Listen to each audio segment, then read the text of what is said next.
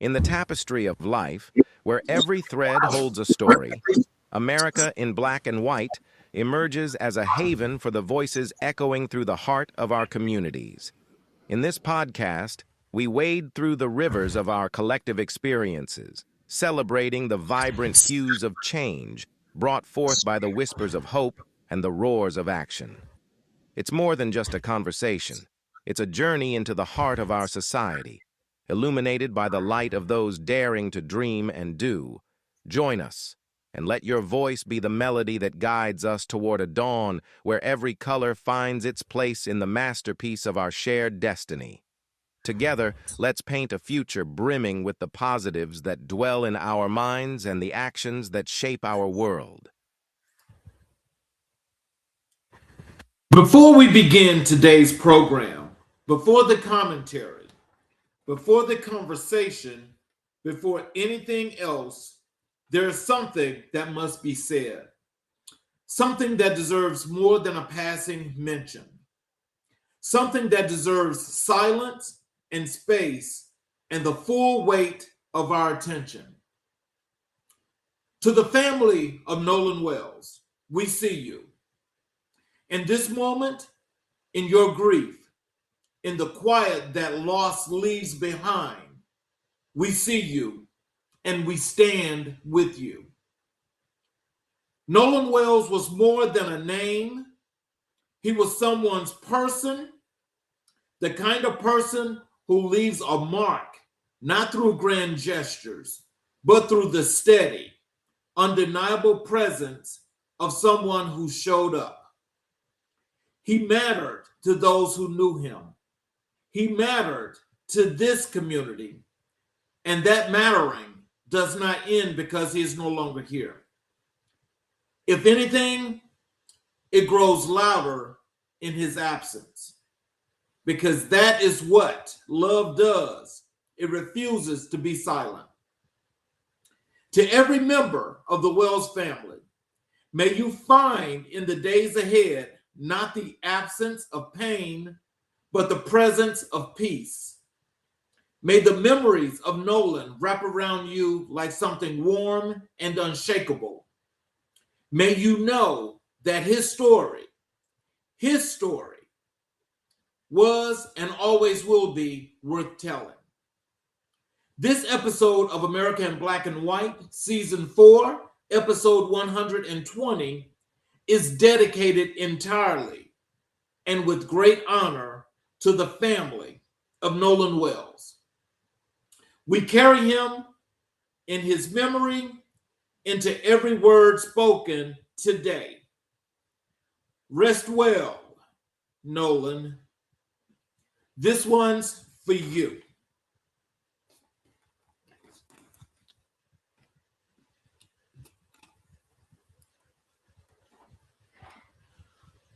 You are tuned in to American Black and White, the show that doesn't blink, doesn't fold, and doesn't let the country off the hook. I'm your host, Charles Zachary King, and today we go deep. This is Season 4, Episode 120, a solo show, just me, this mic, and the truth. And if you know how we do it at AMIBW, then you already know we don't water anything down. Today on the program, we're talking culture, the state of Black America in the summer of 2026, what the media is getting wrong, what the money is still missing, and what the next generation is demanding, whether the world is ready or not. We're talking sports, because the game is never just a game. We'll break down what's happening on the court, on the field, and the boardrooms where the real decisions get made. We have show updates. Some things happen in AMIBW, in the AMIBW world that you need to know about. And before all of that, this episode carries something heavier and more meaningful than any take or any talking point. We open today's program with a dedication to the family of Nolan Wells. That dedication stands at the heart of everything we do today. So don't go anywhere. Don't scroll past. Don't sleep on this one. Episode 120 starts right now. We're going to start with with the show updates that we have for you, the audience, where we want to make sure that you guys know some of the things that we've got upcoming, as well as what's actually transpiring here on the show. I want to say hello to each and every individual that is tuned in. I want to say hello to each and every individual that is always here every show, every episode that we have.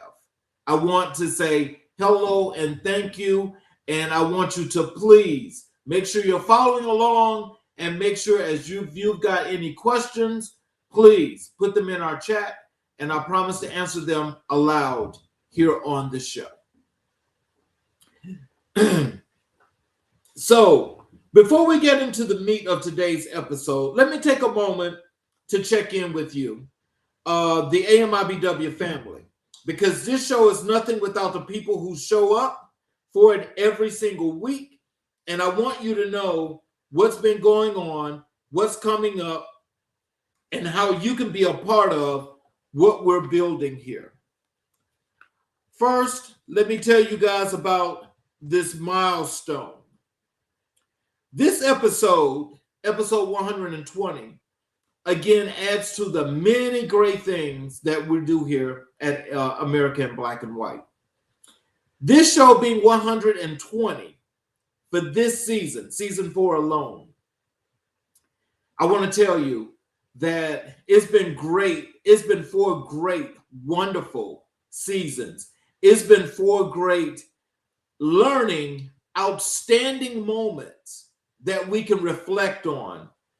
And we can say that we have an audience that's here, that has always been here. And the show itself would be nothing without our guests. I want to thank you all for being here. I want to thank you all so very much. And so without you, there would be no show. But what makes this episode tonight a milestone is, in great pleasantries, we're able to dedicate this to the memory of Nolan Wells and his family. Because of unfortunate circumstances, we don't know what they are, but loss is never well for anyone. And I want to make sure that his family knows that they're in our prayers, and we send our condolences to them. And so what we're going to get started is that for those of you that have not yet subscribed to the channel and enabled all notifications, I want to start by asking you if you will please support us, subscribe to the channel, enable all notifications, and please be a part of what we're building, because when we talk about building communities, it all starts here. It all starts with you. And I want to thank you for that. So leave us a review, tell your friends, share the video, like the video, do all those things, and be a part of this ecosystem as it grows. Our presence here at American Black and White. We're on YouTube, we're on Spotify, we're on Apple. So I want you guys that don't know that to please go find us there, follow us there, be a part of what we're doing right now. And I promise you that you won't be disappointed, but it's going to be more engaging because there's more that we have to tell you. Every platform that you follow us on is another way to show reaches somebody who needs it. We're building something here, and every subscriber, every follower, every share is a brick in that foundation. So what's ahead in season 4? We're not done. We're actually in the midst of changing in our growing process. And so what we're going to be doing is we're going to be covering more conversations. We're going to have more commentary, more voices in the room. The topics we tackle, they're going to not slow down. They're actually going to expand. So I need you guys to stay locked in. What is actually going to happen with all the new things that we're going to be launching here for this platform? Everything goes in effect and premieres and debuts with our new format on Labor Day, September 7th. So I need you guys to make sure that you mark that down, that you follow, that you subscribe, that you do what's necessary, because your engagement is going to matter more than you could ever imagine. So I'm going to do a community shout out to everyone who has commented, shared, reposted, and sent messages saying this show hit home. I hear you, and I appreciate you more than you know. This show exists because of you. If you've reached out on social media, if you've tagged a friend, if you've left a review anywhere, thank you. That is what keeps this engine running. And I need you guys to stay connected. The best way to stay connected with everything that we're doing at American Black and White is I need you guys to follow us on all platforms. Turn on your notifications to be notified. And don't let the algorithm decide whether you see the contents, and make the decision yourself. I need you to hit the subscribe button to follow and stay in the conversation. And so how I need you guys to support the show, and what I am asking is that if the show has ever given you something, a perspective, a moment of clarity, a conversation you need to hear, to consider supporting it, share it with someone who benefit, leave a 5-star review. That's the currency that keeps independent media alive, and AMIBW is worth keeping alive. We're going to, make sure that, I want you guys to also start following us on the website, AmericanBlackandWhite.us. Go to the website, subscribe to the newsletter, take part in the things that are happening there on the website as it is being completely rebuilt and built out for your access and for you to be a part of what we're actually doing here on this show. I can tell you that for all the work that we're doing, I will tell you that this is definitely about each and every individual that is here. This is about each and every last one of you, and I want to tell you how much I appreciate you, because what we're going to be doing next is, I'll tell you, I need you guys to start following us and going to the website. Please check out the website, because the website itself is going to start, it'll probably be before then, but the website itself, you guys will be able to catch the show there on the website. Our special events, you guys are going to be able to catch those on the website. And believe me, there will be plenty, I mean plenty of special events that we will be holding, that you, the people that are attached to our website, and everyone around the country here that's watching, it's not from social media perspective, but when you go to the website, there's going to be more perks, more of everything that you guys are going to be able to. I want to say hello to all the people that have just come in. I appreciate you guys for being here. Thank you so very much. And as we get into this show, I want to thank you more than you could imagine, because I wanted to make sure that for those of you that are just getting in, that there's more to come here at America in Black and White. And we're going to be debuting a new launch for an enormous amount of things that we're having that's going to be effective September 7th, which is Labor Day. We're going to be relaunching a new thing that's happening with the show. So we need you guys to make sure that you're tuned in. So please stay on top of the website and see what we have going on. So that's what's happening here in the AMIBW world right now. And we are just getting started. Coming up next, we're stepping into the cultural commentary segment. And I need you to be present for this one. We're talking about where America in Black and White stands in the summer of 2026. And I promise you this conversation is necessary. So stay right here.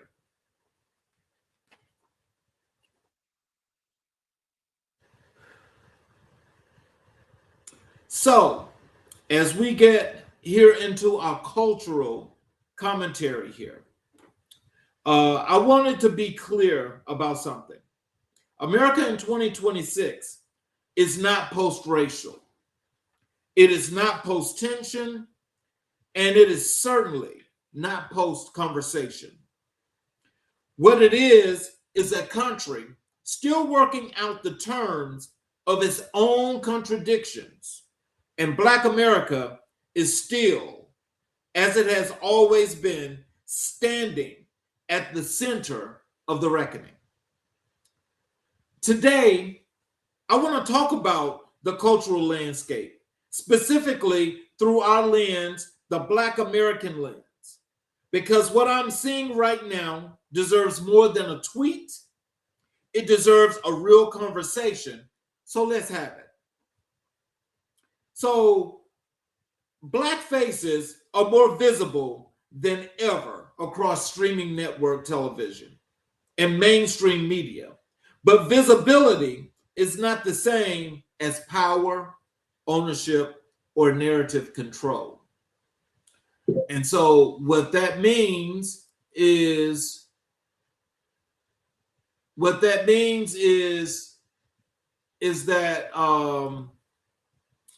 there's some things that definitely have to take place as far as the conversation. So yes, today there was a question in the chat. No, sir, there are no guests today. And I'm assuming, since you just got here, I'll just tell you, as of September 7th, which will be Labor Day, we're going to be unveiling a new format and some new things that we'll be doing here to the show. Here on the show, we're going to be expanding the conversations. And expanding the conversations means that there's going to be more coverage, more of what you guys want here in this audience, and we promise to not let you down when it comes to that. Also, I just stated I need you guys to start following us on our website, AmericanBlackandWhite.us. So back to the commentary. Black faces are more visible than ever across streaming network television and mainstream media, but visibility is not the same as power, ownership, or narrative control. And so what that means is that we've got here in this year in 2026, we've got more Black creators and talent that continues to generate billions in cultural capital, while institutional ownership, executives, representation, and IP control remain starkly limited at the top of the major media conglomerates. So what we're talking about is that for all media, especially Black media, an enormous amount of it is not owned by the people that you see on a lot of shows. And with that being said, that means that not only are these people actually doing good work, putting out great content, and trying to be about as best as possible for whatever they're actually cultivating, or what's in their hair, their crosshairs, as you know, if they are a specific targeted show that's actually doing specific content. And so what that means is, as they generate all of this money that they're generating, these people are not the benefactors of this. They don't own that content. They're actually putting out this content that's using their name to put out this content, but it's not theirs. So that's why you see a lot of people that you have that start shows or programs that they're doing the shows, but when they're doing the shows, they're being controlled.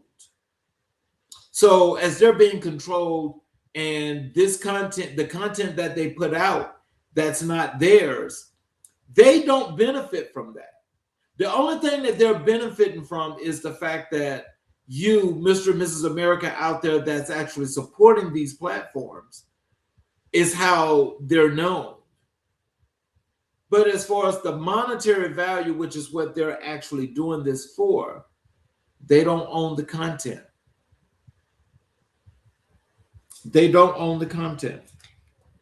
So when was the last time you saw a black showrunner, a black studio head, or a black majority owner in the room where the real decisions were made, not just the credits?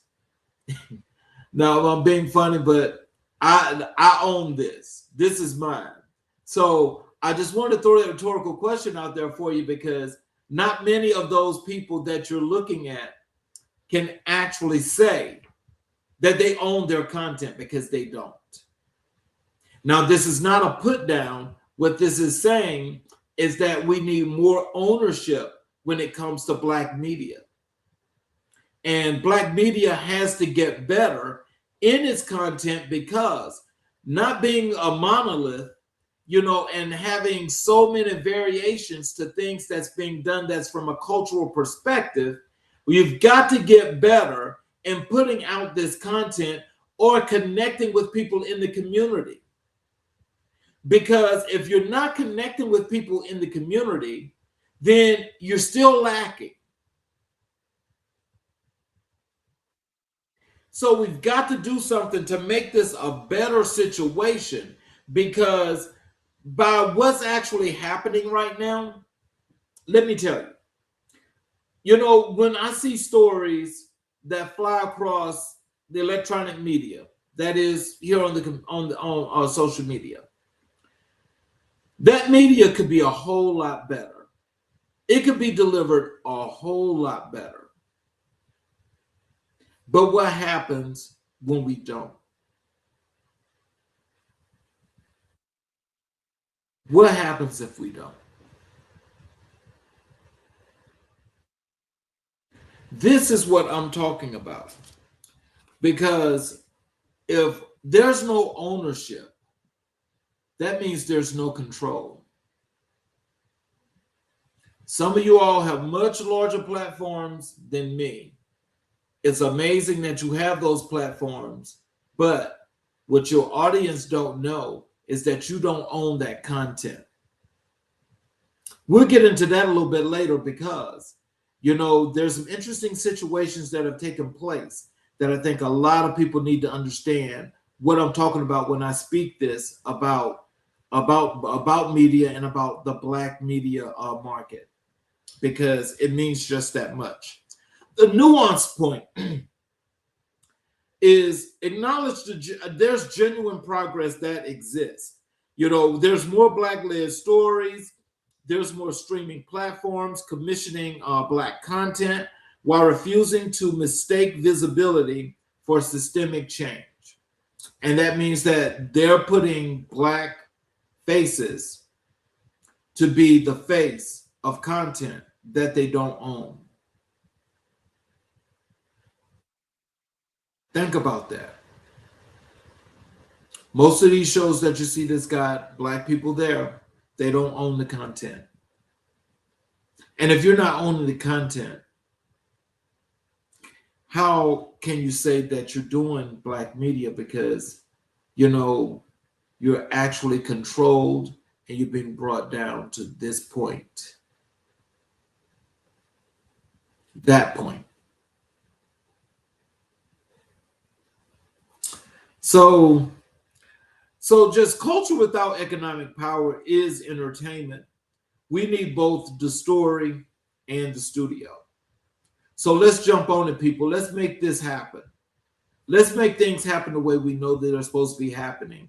And let's get the real stories out so we can make sure that people know what's happening today, why it's happening, and what we should do together to unify and make it right. So let me talk to you guys about economic equity. That gap, that growth has not closed. I mean, it's actually getting wider and wider as we speak. So the wealth gap between Black and white American households remains one of the most persistent structural failures in the country's economic history.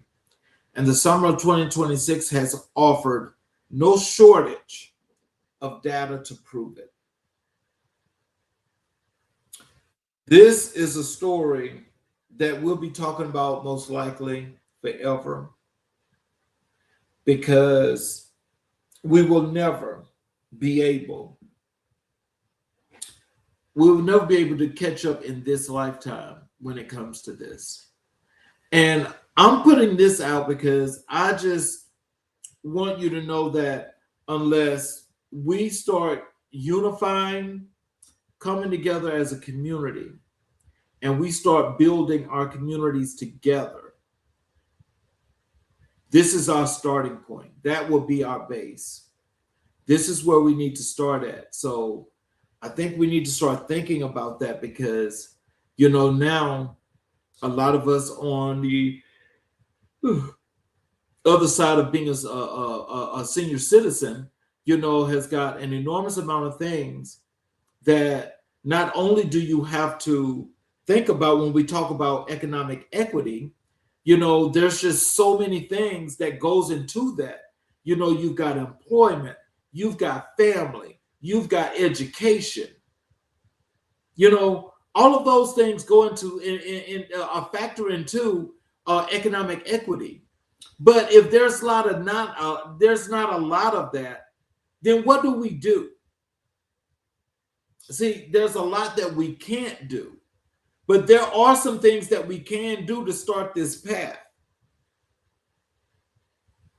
We need to start this path by, as I said, by unifying. I mean, I think pretty much, when we live in this country today, it's rich versus poor.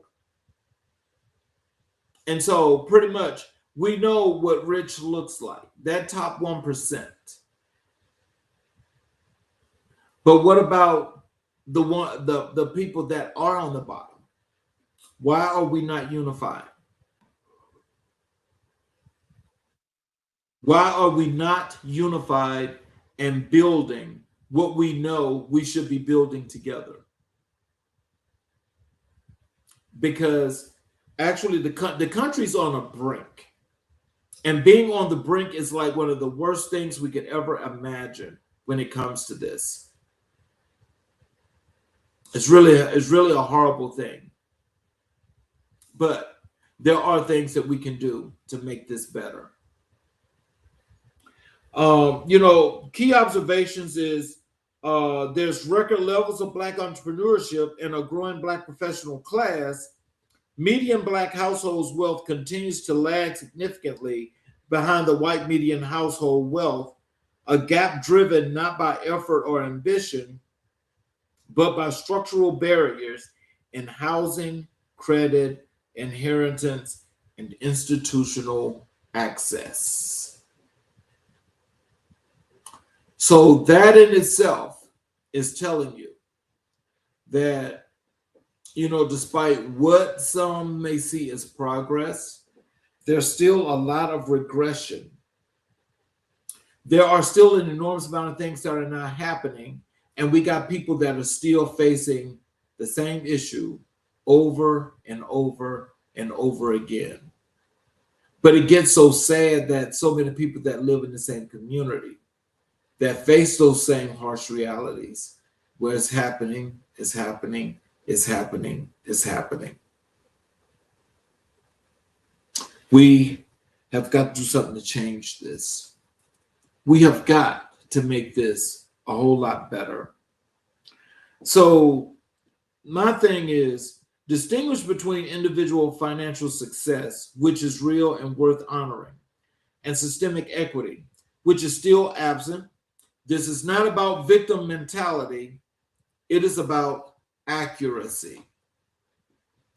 So just in thinking about this, economic equity is not a charity. It is accountability, and this country owes that conversation more honestly than it is currently offering. So I'll just leave you with that to think about that. Let's talk about generational identity. There's a generational tension within Black America that deserves honest examination, not judgment, but honest examination. Gen Z, Black Americans, are defining their identity on terms that are sometimes strikingly different from the frameworks that shaped millennials, Gen X, and the generations before them. Now, we're talking about, this is a lot.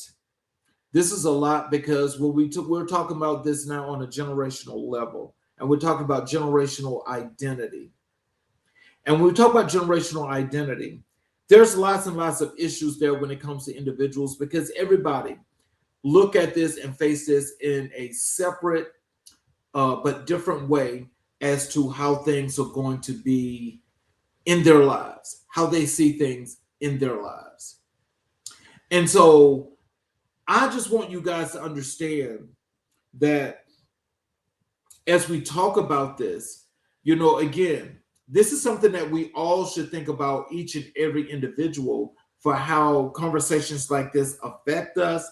But when we think about how it affects us, we then have to look out into our family, our households, our families, our communities, our friends, our relatives, and then the world. So it only gets wider. So as this is happening, how do we take on this generational identity? And we come up with a way of not just having an actionable plan, but sticking with it. Some observations. Questions of code switching, respectability politics, political alignment, and cultural authenticity are being re-litigated in real time on social media, in music, in fashion, in activism, and the conversation is not always comfortable. And it's not always comfortable because we've set ourselves up here in our country here in America. We've set ourselves up in this country to, one, say you have to be on one side or the other. You'll be on one side or the other, and the side you pick is the side that's going to be the best. Now, why do we have to choose sides? Why is it imperative that we choose sides? That's the million-dollar question. That's the million-dollar question. Because when you choose a side, that means that that's where you are. That's where you're stuck. I don't see anybody being stuck when it comes to a situation like this. I don't see it.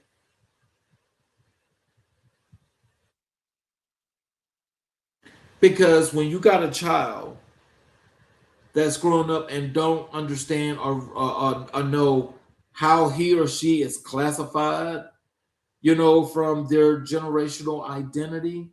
That is a problem. And we're now here in the 21st century.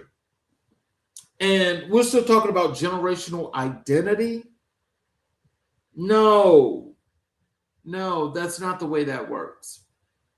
We can't have that. We have to do better. We have to do better. We know who we're born to. We know where we live. We know our communities. We know our schools. We know our doctors. We should not be having this conversation, which needs to be had here in America, here in the 21st century. Every generation of Black America has had to define itself for itself. That is not a crisis. That is the tradition. Let that sit as you think about it. Let that sit. So here's what I need you to walk away with from this knowing. I need you to walk from this segment knowing that awareness is not enough and representation is not a destination. Black America in the summer of 2026 is talented, creative, resilient, hungry, and it deserves systems, structures, and intuitions that match its energy. We don't need permission to be great. We never did, but we do need to keep demanding the access, the ownership, and the equity that greatness requires. That is the cultural call to action for the moment. Remember it.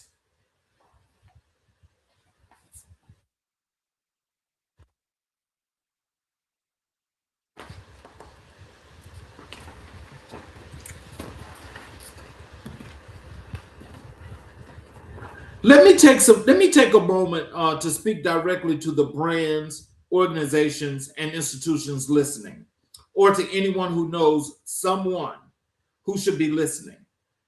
American Black and White is not just a podcast. It is a platform with purpose. Season 4 is well underway, and the audience that has gathered around this show, loyal, engaged, culturally invested, and growing, represents one of the most valuable audiences in independent media today. Our listeners are Black Americans and allies who pay attention. They make decisions about where they shop, what they support, which brands they trust, and which ones they don't. They are professionals, parents, entrepreneurs, students, and community leaders.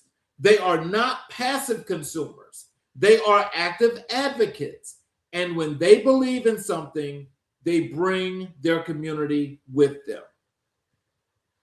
If your brand is serious about reaching this audience authentically, credibly, and with cultural intelligence, then a partnership with American Black and White is not an expense. It's not an expense. It is an investment.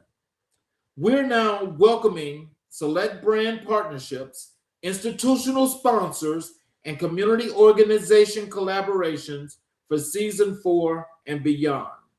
Whether you are a national brand looking to deepen your connection to Black America, a local business wanting to grow your presence, or an institution committed to equity and community, this is the table where that conversation starts.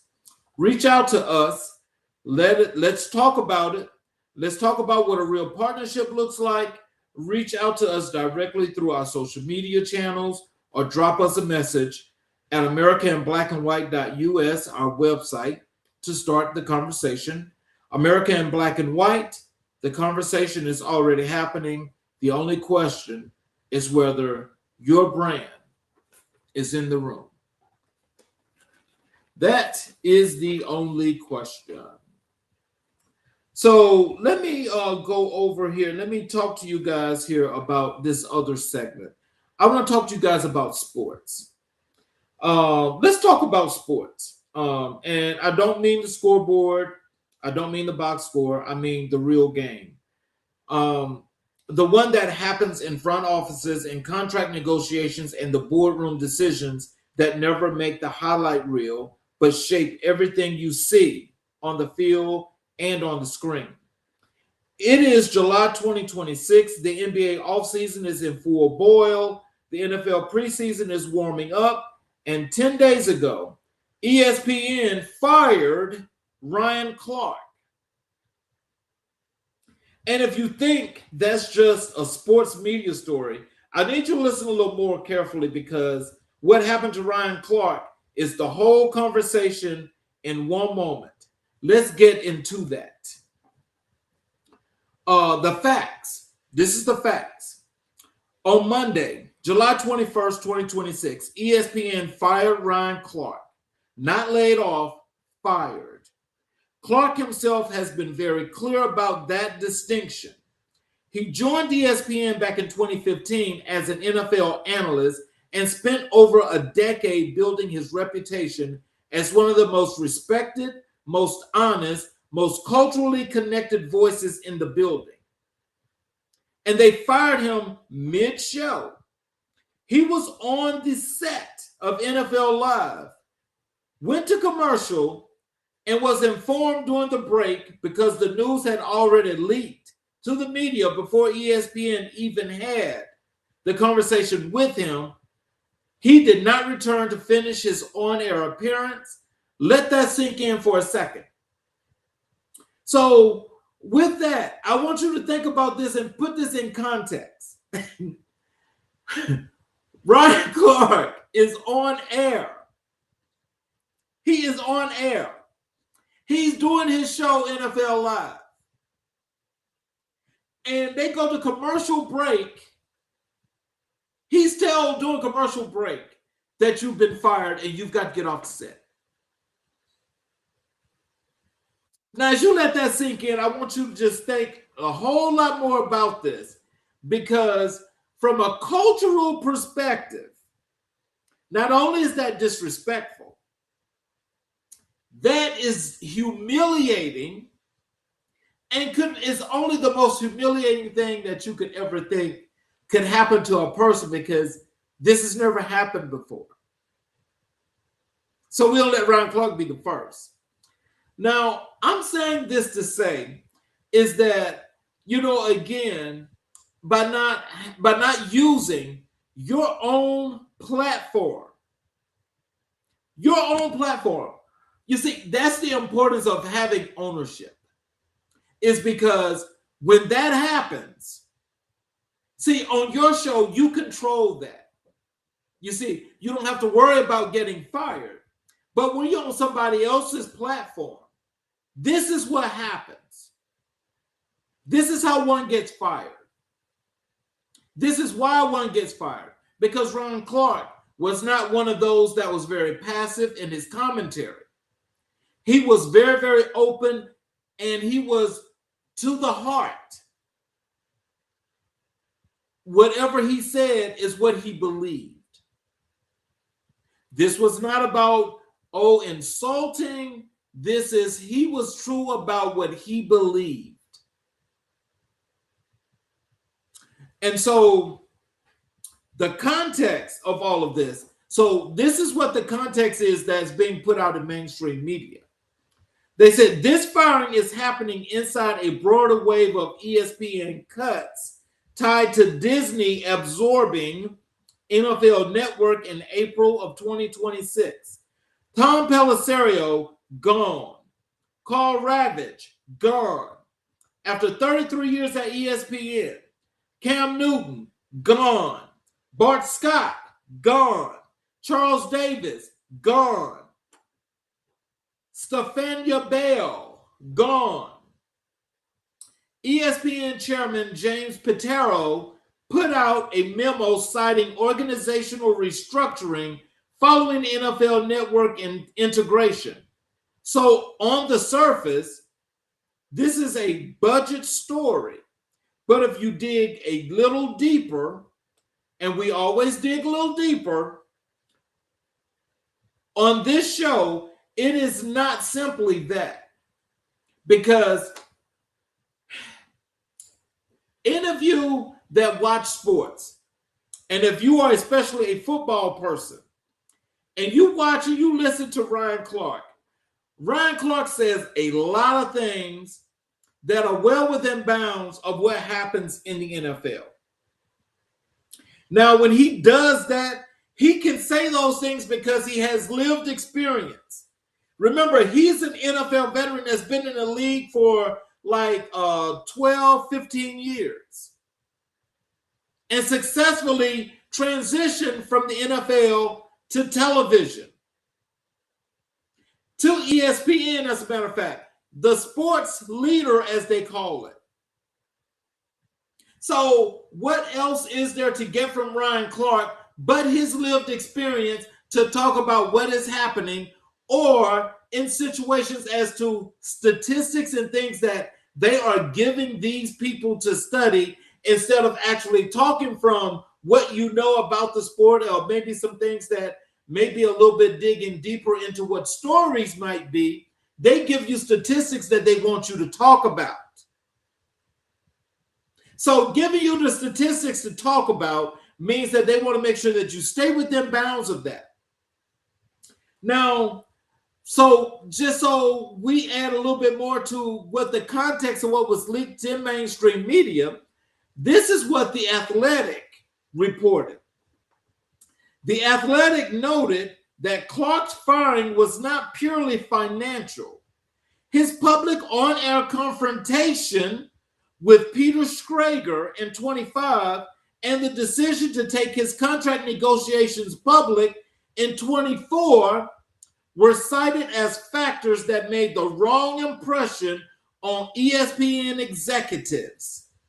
In other words, he was too vocal, too public, too willing to handle his business in the open rather than behind closed doors like ESPN preferred.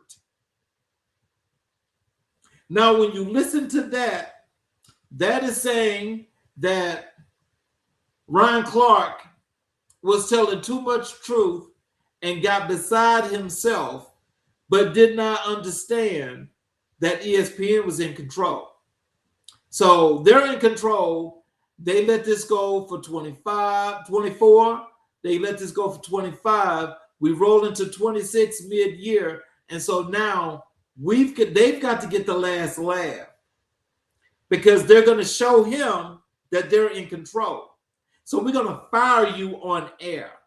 We're going to humiliate you on air.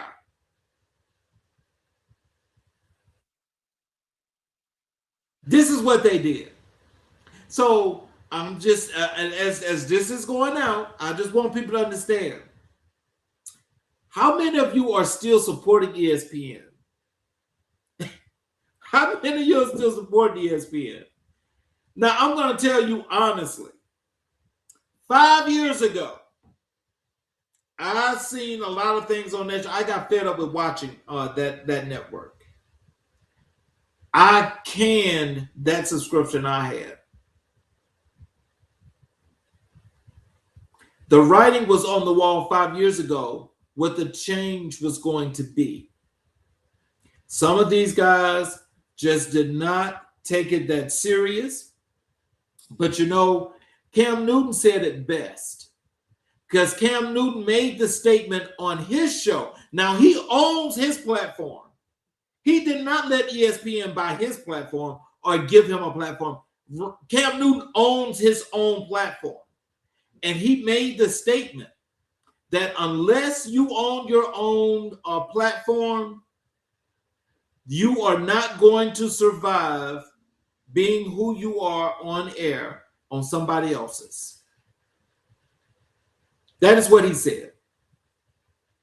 Now, I'm not quoting him verbatim. I'm just giving you the gist. So let me just tell you my take. Let me just tell you my take, and I'm going to run into this and I'm going to end this. But let me tell you what my take is. Ryan Clark is the kind of analyst who doesn't just talk ball. He talks culture, he talks race, he talks social issues. He is a black man with a platform who has never pretended that platform was only for fourth down analysts. And that is exactly the kind of voice that makes certain people uncomfortable. So the question this show needs to ask is this: is ESPN cutting costs or is ESPN trimming voices? Remember, is ESPN trimming voices? Because there's a difference between a budget cut and a choice. And when the people who get cut are disproportionately the ones who speak loudest about social and political reality, that is not a coincidence. That is a pattern. So that is to say, this has happened more and more at ESPN. Folk have been fired at ESPN, just not like Ryan Clark was fired at ESPN. So you see, unless you are a particular, there's a particular voice there that's loud and obnoxious, but it's loud and obnoxious in the opposite direction. They don't mess with that because that is something that can do its work without having to have a real authentic person talk truth to their lived experience and their real life experience. And so the disrespect of all of this is, I keep coming back to, how you tell a man he's fired during a commercial break, mid-show, after the news has already hit the internet. That is not a business decision. That is a statement. Whether they intended it that way or not, that is the message it sends. And Ryan Clark, to his absolute credit, responded with class. He sent prayers to everyone affected. He posted a workout video, and he did not fold. He did not quit. He was not quiet. He didn't go quiet. He made it clear that this chapter does not define his story. And it don't define his story because he has a podcast that's got followers, and I'm sure that he's going to continue to get followers. But what that does is that despite what ESPN thought, how they humiliated him, they only made it better for him. And I think that a lot of people, especially those that look like Ryan Clark, should be thinking in the same form, however you want to look at it, is that why not get together, unify, and form your own network? Why not form your own network? You guys have got the following. Most of you guys have got the following. You guys still got the access to sports. You still got the access. Why not take advantage of that?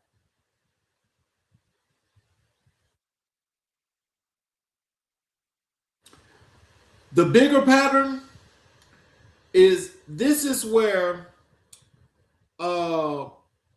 because this is not just about one man, ESPN is absorbing NFL Network, growing its empire, expanding its reach, and firing the people who helped build the culture that made the brand worth anything.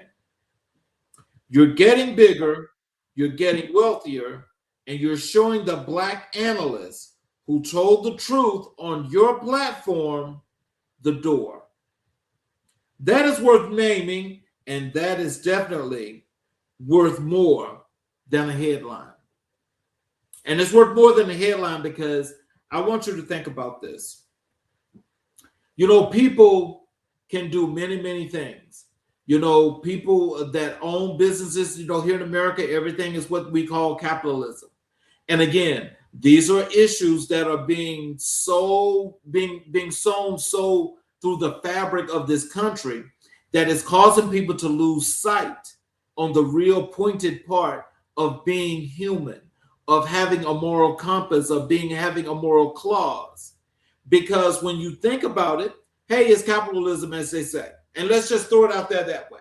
So we throw it out as capitalism. Hey, people do what they want to. This is their money. They can do whatever they want to do.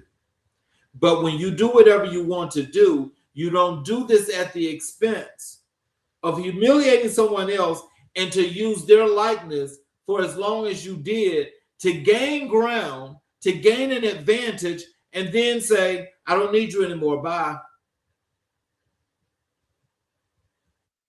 I can tell you each and every company that's done that and that's doing this right now to this point, I can guarantee you the prosperity that they think they're going to get is not going to be prosperity. Because I can guarantee you that as many folk that are fans of Ryan Clark and others that were there at ESPN, and they're looking at this kind of madness that's taking place, nobody's crazy. Everybody knows the writing on the wall there. Stop blaming that on budget cuts. Be grown men and stick to what you're trying to do and why you're doing it. You see, when Ryan Clark got fired, how about Pat McAfee got a new huge contract? How about Stephen A. Smith gets an addition to his contract?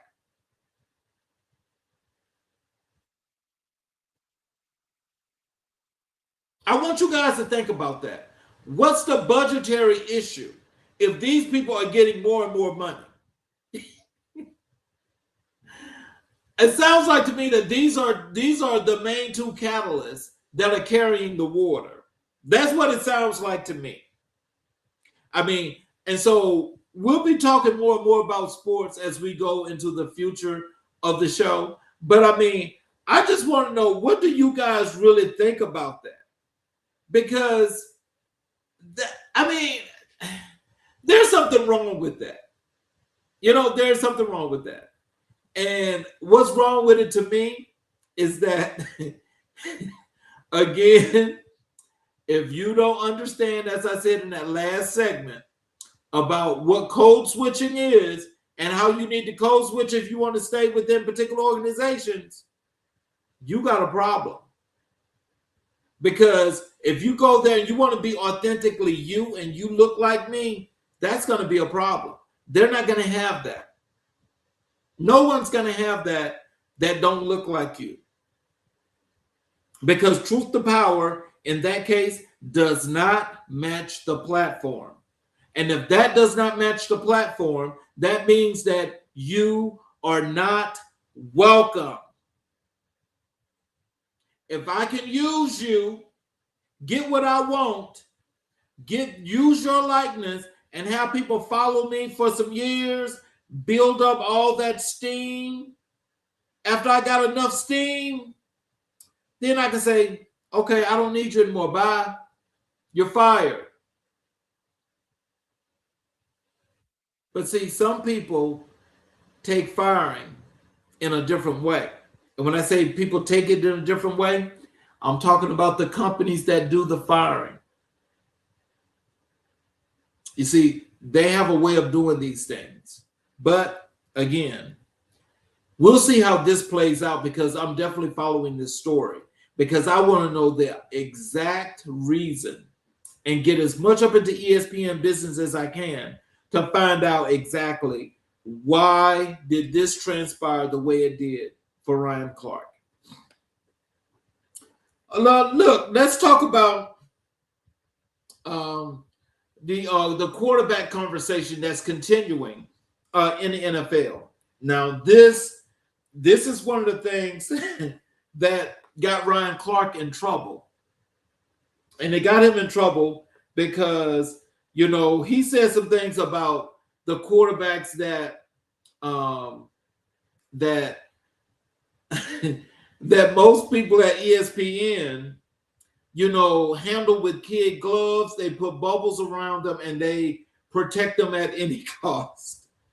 And so But not just talking about those people, but talking about what's happening today in present day NFL and this quarterback situation.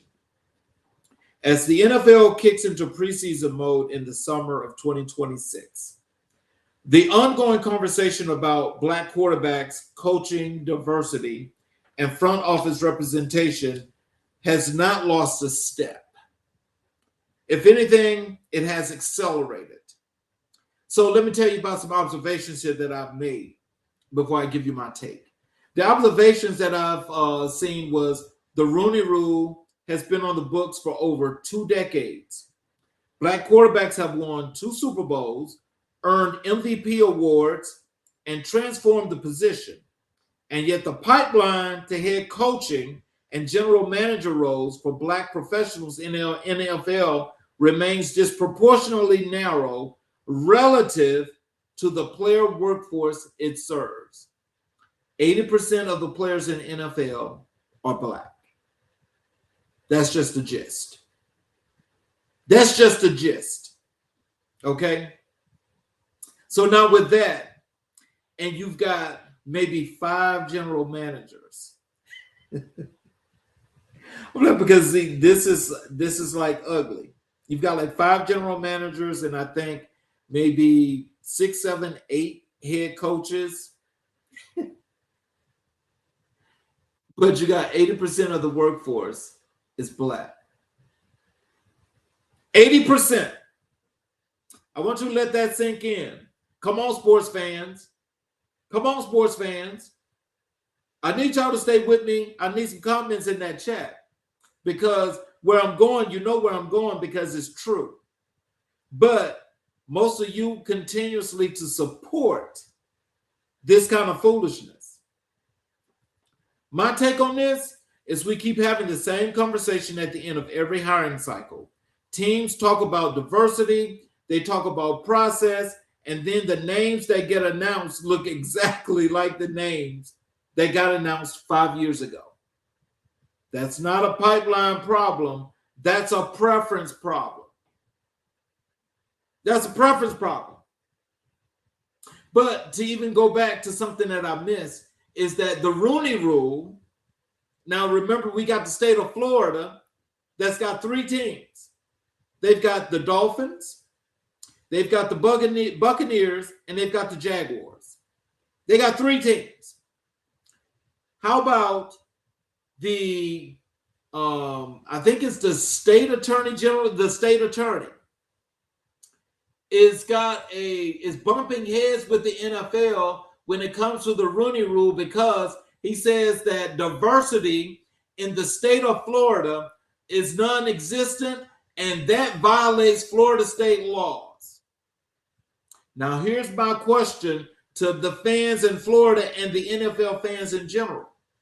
With that happening, and they're taking the NFL to court over this, are you guys going to stop being fans? Are the owners of those teams going to move their teams to other states? This is something that you need to think about.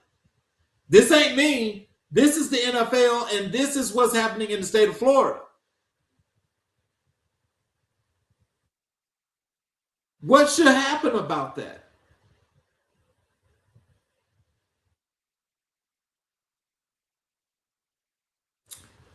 So, going back to what I just got through talking about, the Ron Clark story connects directly here, because Clark spent years covering the NFL, advocating for players and speaking plainly about the league's racial dynamics. His firing is a reminder that the same power structures that limit Black coaches and executives in the NFL also shape which Black analysts get to stay in the room to cover those stories.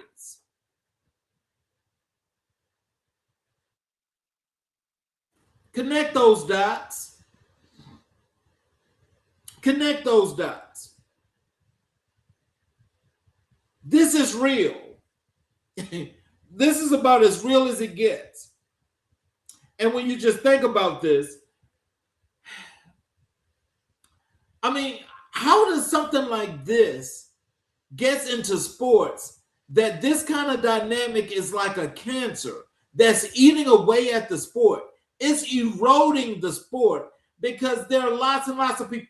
Let me tell you, well, hold on before I go any further. Let me tell you this disclaimer.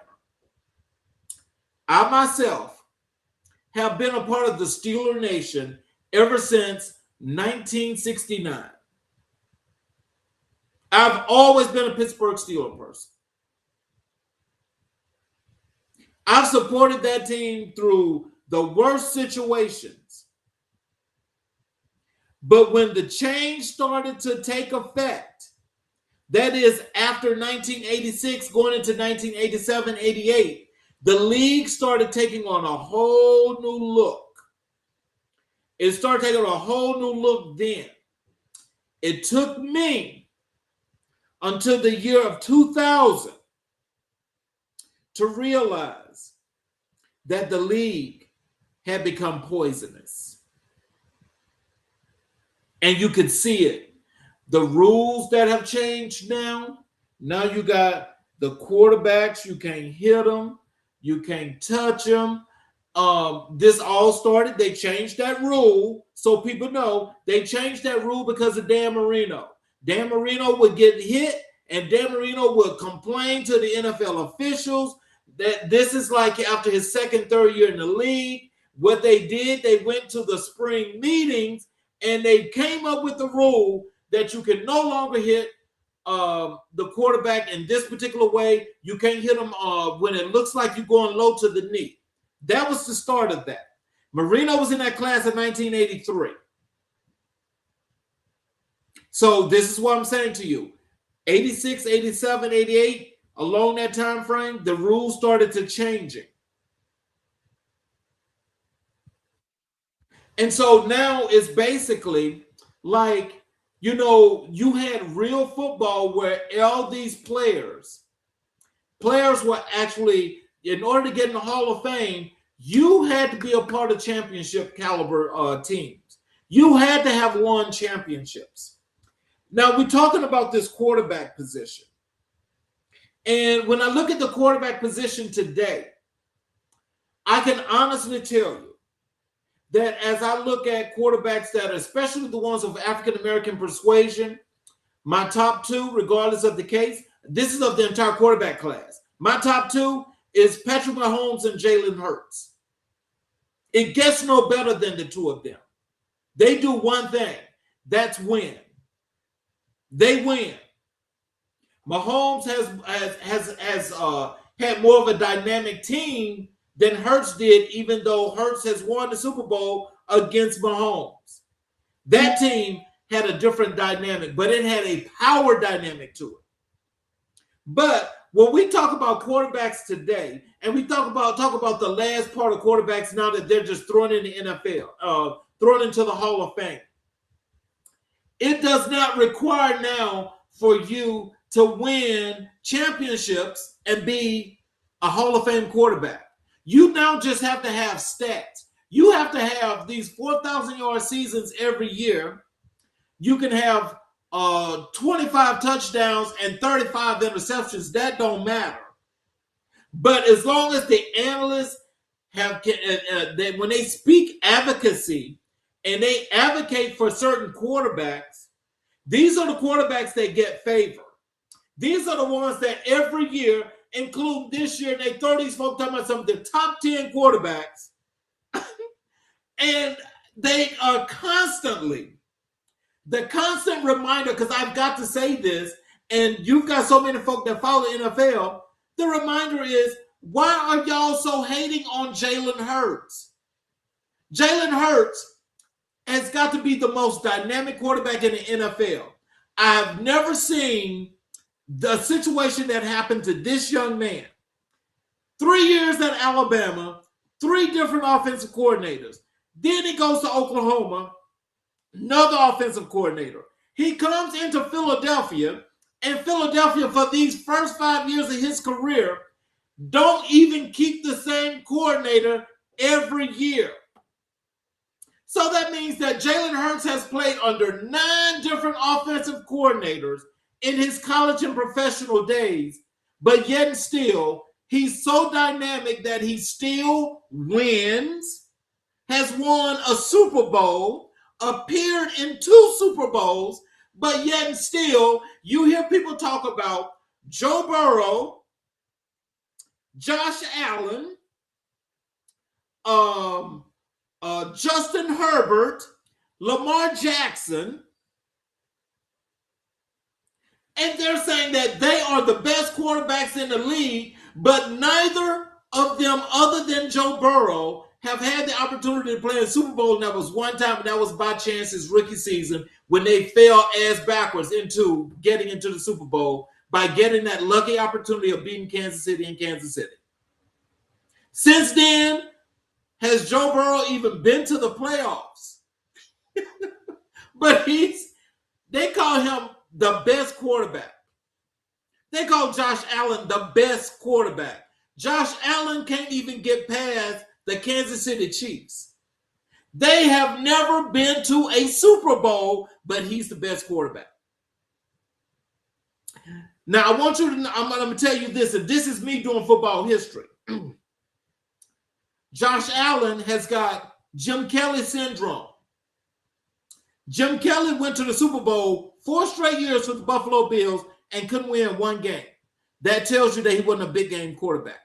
Josh Allen can't even get to the Super Bowl. He can't even, I think he's probably played in 1 championship game if he played in a championship game. Hadn't even made it to a Super Bowl. Lamar Jackson has never made it to a Super Bowl.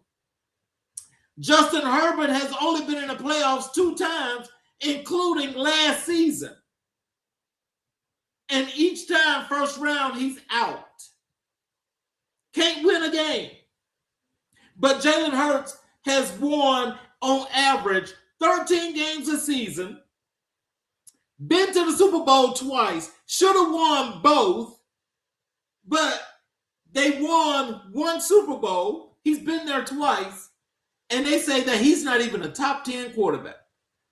Consistently winning 12, 13 games a year. That's on average for his time in Philadelphia.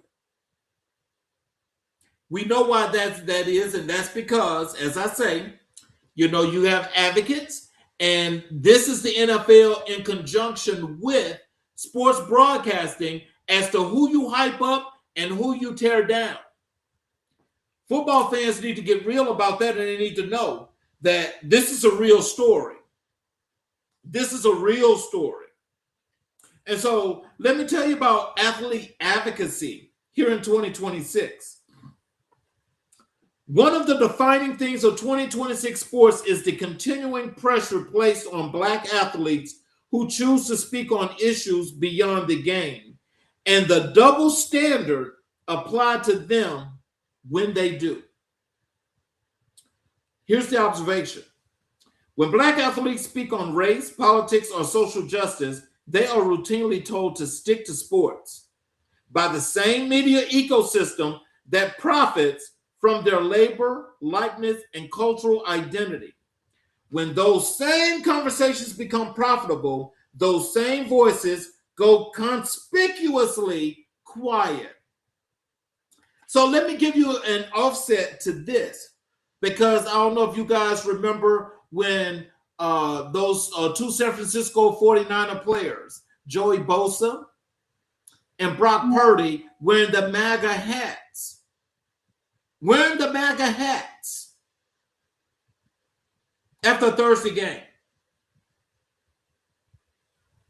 No punishment, no sit up and play football. They were able to do that. Is there a double standard? Tell me about it. I think it's more than a double standard. But you see, this is where when you create your own platform is yours. Do what you have to do. I'm not advocating for no player. Nope, not advocating for no player. But what I'm saying to you, and what I'm saying to you, the public, is that we have a problem here. And the problem is what's being interwoven into this system is more repression, oppression, and racism to the 15th degree. It wasn't even like this primarily after Reconstruction, really. This is really ramped up. Really ramped up.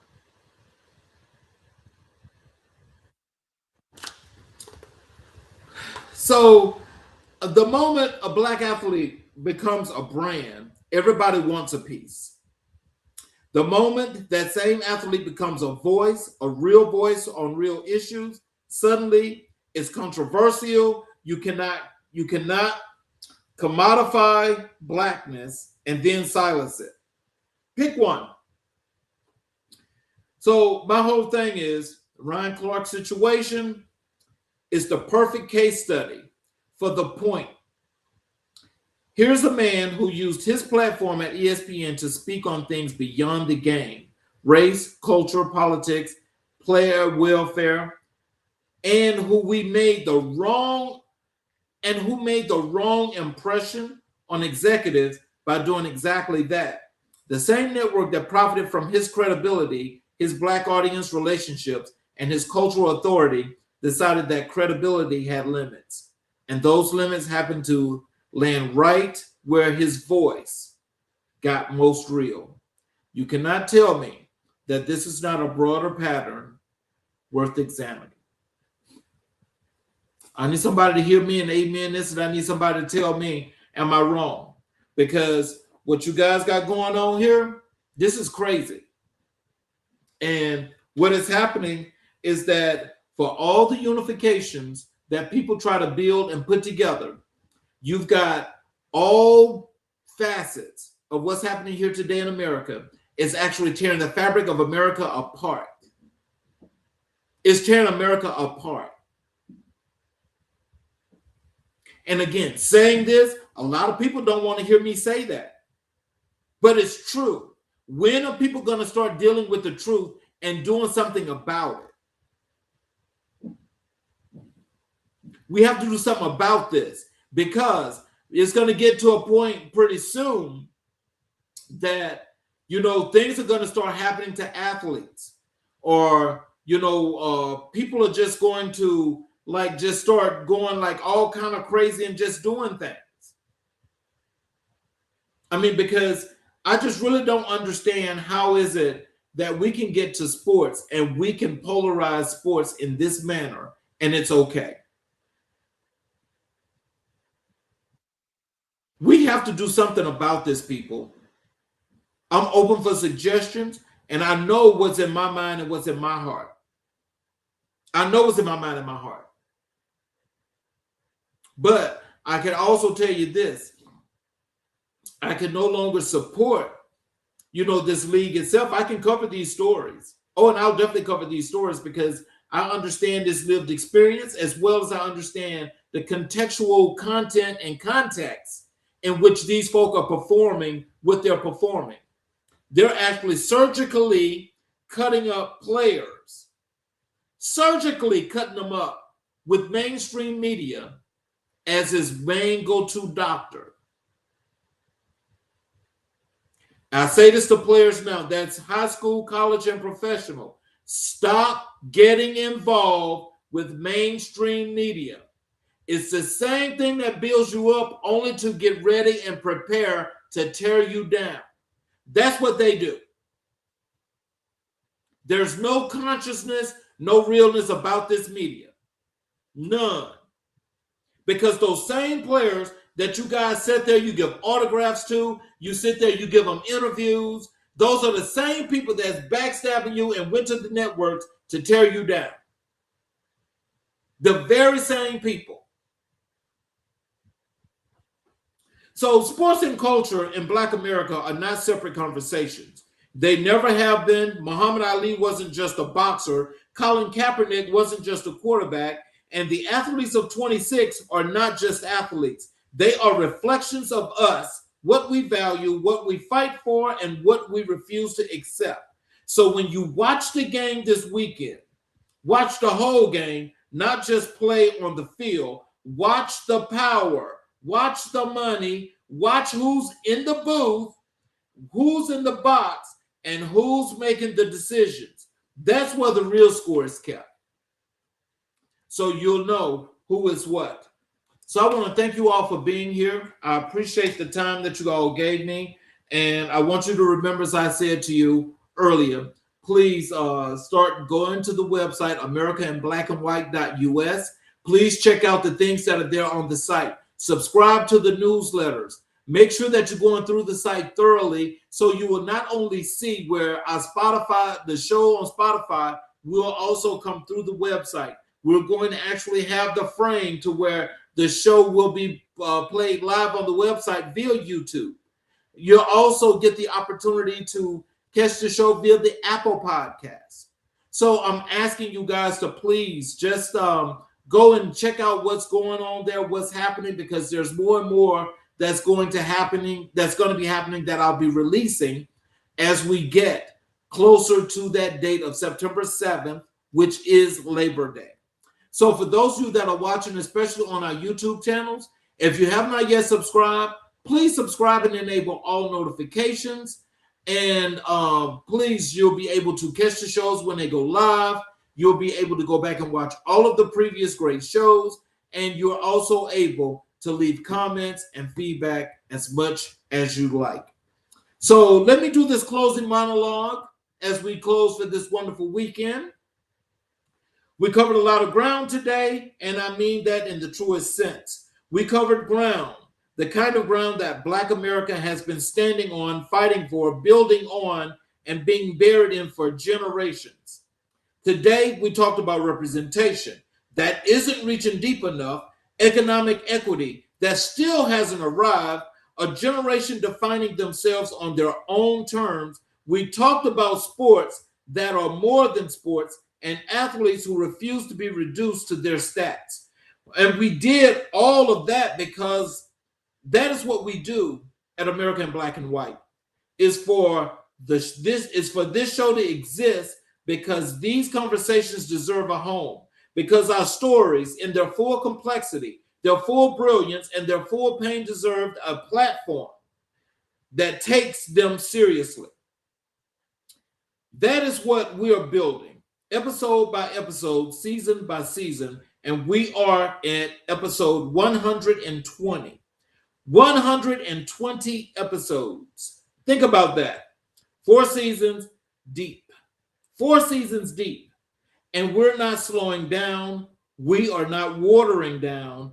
And we are not going anywhere.